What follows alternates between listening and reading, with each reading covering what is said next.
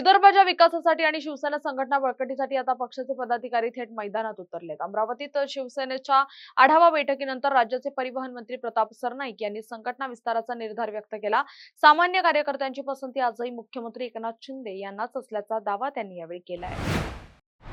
राज्यामध्ये काम करत असताना विदर्भातल्या जनतेची काही अपेक्षा आहे आणि ती अपेक्षा पूर्ण एकनाथ शिंदे साहेब करू शकतात अशी साधारण सर्वसामान्य शिवसैनिकांची भावना आहे।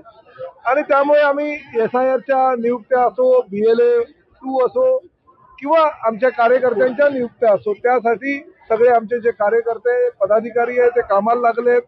संपर्क प्रमुख आम्ही किशोर आप्पा पाटलांना घेतलेला आहे। अकोल्यामध्ये आमचे राजन साळवी काम करतायत। माझ्यावर जबाबदारी अकोला आणि अमरावतीच्या संपर्क मंत्री म्हणून दिलेली आहे आणि त्या माध्यमातून मला पुढे जायचंय। आणि मी स्वतः विदर्भाचा आहे, या अमरावती जिल्ह्यातलाच मी आहे। वर्ध्याचा माझा जन्म आहे। अमरावती आणि विदर्भाविषयी अतिशय मनापासून प्रेम आहे।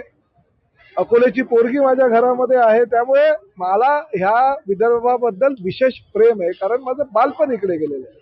आणि अशा ह्या विदर्भामध्ये काम करण्याची संधी एकनाथ शिंदे साहेबांनी आम्हाला दिलेली आहे। त्यामुळे हे आमचं म्हणजे आम्हाला दिलेली ही शाबासकी असं म्हणायला हरकत नाही। आणि त्यांच्या शाबासकीला पात्र ठरण्यासाठी या विदर्भामध्ये आणि प्रामुख्याने अमरावती जिल्ह्यामध्ये, आमच्या बुलढाण्यामध्ये किंवा आमच्या अकोल्यामध्ये जास्तीत जास्त शिवसेनेची ताकद कशी होईल, कशी वाढेल यासाठी आम्ही प्रामाणिक प्रयत्न करणार आहोत। 2029 मध्ये एकनाथ शिंदेना मुख्यमंत्री केल्याशिवाय सुस्त बसणार बघा, सर्वसामान्य शिवसैनिकांना आजही असं वाटतं की आपला नेता हा मुख्यमंत्री व्हावा।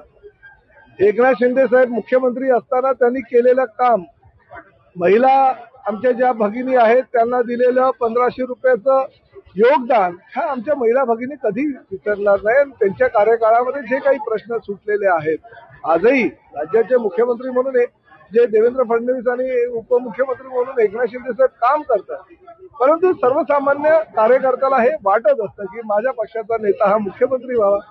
आणि त्यामुळे कार्यकर्त्यांच्या ज्या काही भावना असतील तर त्या भावनांचा आदर करून ज्यावेळेस आम्ही पक्ष संघटना मजबूत करू, ज्यावेळेस आमच्या संख्याबळ आमदारांचं वाढेल, खासदारांचं वाढेल, जिल्हा परिषद सदस्यांचं वाढेल, नगरसेवकांचं वाढेल, महापौराचं वाढेल, त्यावेळेस आम्ही निश्चितपणे हे सांगू शकू की नाही, आमचा नेता आता सर्वोच्च नेता झालेला आहे। शहरामध्ये सरनाईकांची काय भावना आहे? नाही बघा, प्रताप सरनाईक तर एक कार्यकर्ता आहे। आज एकनाथ शिंदे साहेबांनी प्रताप सरनाईकांवर सर्वोच्च पदी, म्हणजे जे माझ्या आयुष्यातलं सर्वोच्च पद आहे, परिवहन मंत्री म्हणून ते दिलेलं आहे। त्या माध्यमातून मी राज्यभर पक्षाचा प्रचार आणि प्रसार करतो। प्रत्येक ठिकाणी संघटना कशी वाढेल यासाठी प्रयत्न करतो। शिवसैनिक, सर्वसामान्य शिवसैनिक असू द्या किंवा प्रताप सरनाईक असू द्या, सर्वांची हीच भावना आहे की आमच्या पक्षाचा नेता मुख्यमंत्री व्हावा। पण शेवटी संख्याबळ हे महत्वाचं असतं। जर आम्ही आमचं संख्याबळ वाढवू तरच आम्ही त्या जागेवर दावा करू शकू। म्हणून आम्हाला राज्यभर संघटना वाढवायची आहे। आता 3-3.5 वर्ष जी आहे आम्हाला लोकसभा आणि विधानसभेला बाकी आहे, त्या दरम्यान आम्ही संघटना वाढवू। राज्यभर दौरे करतायत, श्रीकांत शिंदे फिरतायत, एकनाथ शिंदे साहेब फिरतायत, आम्हाला मंत्री म्हणून काही जबाबदारी दिल्या, आम्ही सगळे मंत्री जर फिरतोय। त्यामुळे संघटना जर बळकट असेल, संघटना जर वाढवायची असेल तर आम्हाला सर्वसामान्य कार्यकर्त्यांमध्ये जाऊन काम करावं लागेल आणि आम्ही ते काम करतोय। अमरावती शहरासह जिल्ह्यामध्ये मोठ्या प्रमाणात अवैध जे वाहतूक आहे ते सुरू आहे। राख कसे देते असे मोठी आहे, मात्र आयटीकडून पाहिजे कारवाई होत नाही। नाही बघा, जर माझ्याकडे काही तक्रार आली तर मी कुणालाही सोडणार नाही।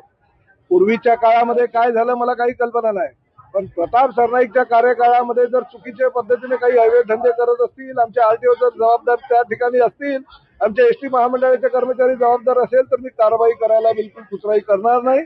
जर कोणी चुकीचं करत असेल तर त्यांच्यावर कारवाई निश्चितपणे केली जाईल। एसटी डेपोच्या बाहेर जे आहे ते खासगी वाहनं उभी केली जातात आणि एसटी डेपोच्या आतमध्ये येऊन खासगी वाहनाचे कालच निर्णय झालेला आहे। एक IPS अधिकारी आम्ही ST महामंडळामध्ये नेमलेला आहे। पूर्ण 15 जून पर्यंत आम्ही कार्यवाही करतोय राज्यभर। म्हणजे ST महामंडळाच्या जागा ज्या ज्या ठिकाणी आहे, ज्या ज्या ठिकाणी ST डेपोचे ST स्टँड आहे, त्याच्या 200 मीटर परिसरामध्ये एकही खासगी बस जरी दिसली, खासगी वाहतूक करणारी कुठलीही गाडी दिसली तर त्यांच्यावर ताबडतोब कारवाई करण्याच्या सूचना मी दिलेल्या आहेत। माझ्या RTOच्या अधिकाऱ्यांना दिलेल्या आणि ST महामंडळाचे आमचे IPS अधिकारी म्हणून ज्यांना नेमणूक केलेली आहे त्यांनाही जबाबदारी दिलेली आहे। तसं परिपत्रक कालच आमच्या ST महामंडळाच्या माध्यमातून राज्यभर गेलेलं आहे। सर, अमरावती जिल्हा मध्यवर्ती जे बस स्थानक आहे, या बस स्थानकातून राज्याच्या कानाकोपऱ्यात रोज अनेक बस जातात, परंतु रात्री पाळीला जे ड्रायव्हर कंडक्टर असतात त्या ठिकाणी झोपतात, त्या ठिकाणी अत्यंत वाईट परिस्थिती। बघा, प्रताप सरनाईक परिवहन मंत्री म्हणून आता 1-1.25 वर्ष झाले, त्या कार्यकाळामध्ये 8,300 आता नवीन बसेस आमच्या आलेल्या आहेत, त्या आता चालू आहे. राज्यभर जी आमची शौचालय होती किंवा एसटीच्या जागा होत्या त्या अस्वच्छ होत्या, म्हणून आम्ही एकाच ठेकेदाराला ते काम दिलेलं आणि दिवसातून 4-4 वेळा ते पूर्ण एसटी डेपो स्वच्छ करण्याची मोहीम आम्ही करतोय.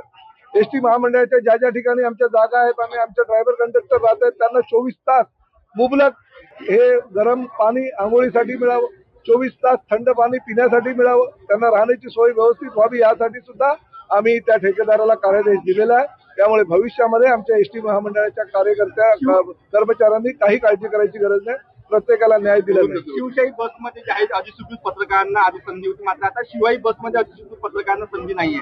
नाही बघा, पत्रकारांच्या बाबतीत सकारात्मक राज्य शासन आहे आणि आदरणीय मुख्यमंत्र्यांनी तुमचे जे यदू जोशी आहे त्यांनी चर्चा केली आणि सर्वसामान्य पत्रकारांना सर्व बसेसमध्ये कशी सवलत देता येईल यासाठी आम्ही प्रयत्न करू.